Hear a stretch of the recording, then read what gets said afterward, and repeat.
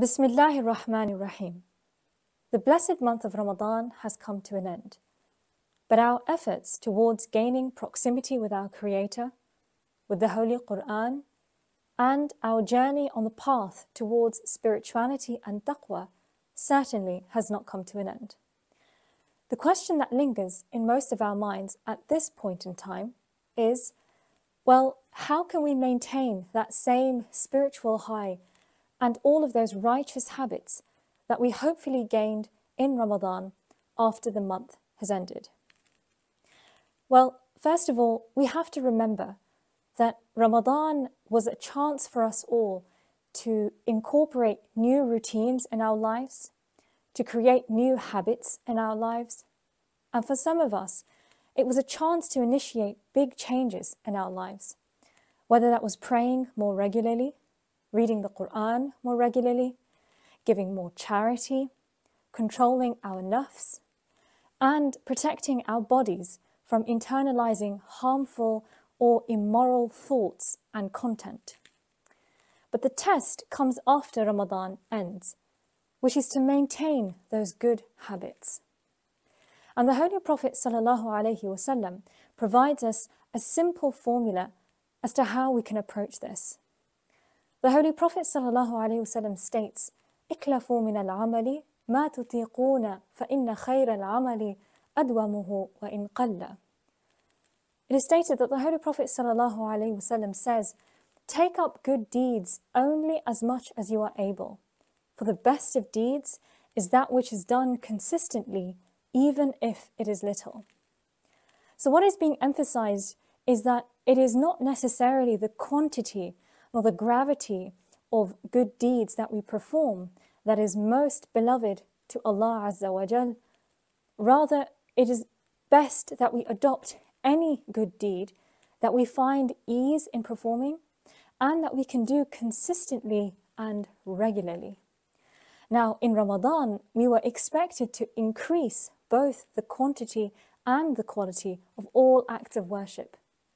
This meant that we were praying the Taraweeh prayer consisting of 20 cycles every single night, or many of us may have completed the entire Quran within 30 days, and we were increasing the amount of charity and sadaqah that we gave. Some of us may have completely gone offline for the 30 days in hopes to contain a social media addiction.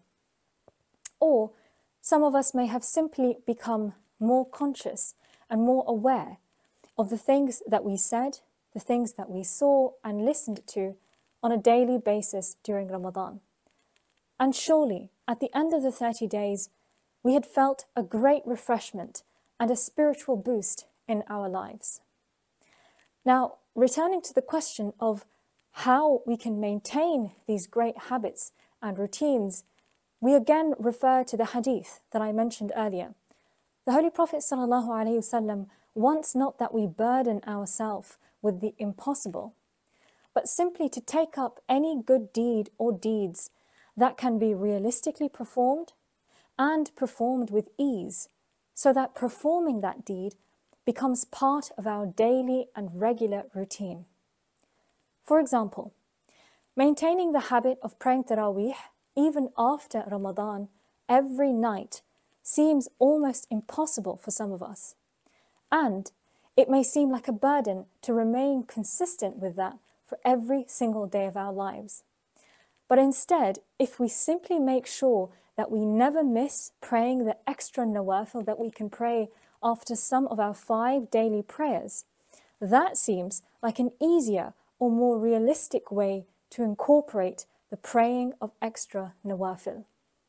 So, for example, we should aim to pray the extra 2 nafil after the dhuhr prayer. We should always try to pray the awabin after maghrib prayer, the 2 or more nawafil in Isha before the witr prayer, and lastly, to take the time out during the night to pray Qiyamul Layl. Now, although we may not find it convenient or possible to pray Taraweeh every day outside of Ramadan, but by completing these extra nawafil throughout the day, along with the rest of our obligatory prayers, we are still able to maintain a consistent and doable and realistic habit that we made in Ramadan of increasing the quantity of our ibadah even after the month has ended. Now the same goes for maintaining a consistent routine for reciting the Holy Quran. Many of us may have, with the blessings of the holy month, completed the entire Quran in Ramadan. And you may remember that that meant reading at least close to a juz of the Quran every day to complete it in 30 days. Now, it may have seemed easier to complete the Quran in Ramadan because the month of Ramadan in and of itself was a great motivating factor. Just as Allah subhanahu wa ta'ala states in the Quran in Surah Al-Baqarah, ayah number 185, شهر رمضان الذي أنزل فيه القرآن هدى للناس. That Ramadan is the month in which the Quran was revealed as guidance for humankind. And because in the month of Ramadan, the reward of any one good deed was multiplied by 70. So perhaps these blessings were a motivation for us during Ramadan, and we had prioritized reading the Quran for a good portion of the day over other purposeless activities that we were probably used to doing prior to Ramadan. So the question arises, how can we maintain the constant and regular recitation of the Holy Quran? Again, we should try to recall back to all the times of the day during Ramadan that we used to recite the Quran, whether that was straight after coming home from school or work, whether it was in the evening after Taraweeh prayer, whether it was in the morning after Fajr, or whether it was just a few pages after every Salah. The question we must ask ourselves is that during this time in Ramadan, what became or what was the easiest time of day for us to recite the Quran? Perhaps it was soon after coming home from work or school, or right after one or more of our daily prayers. Now, with that answer in mind, we must really now reflect on what our post-Ramadan days look like.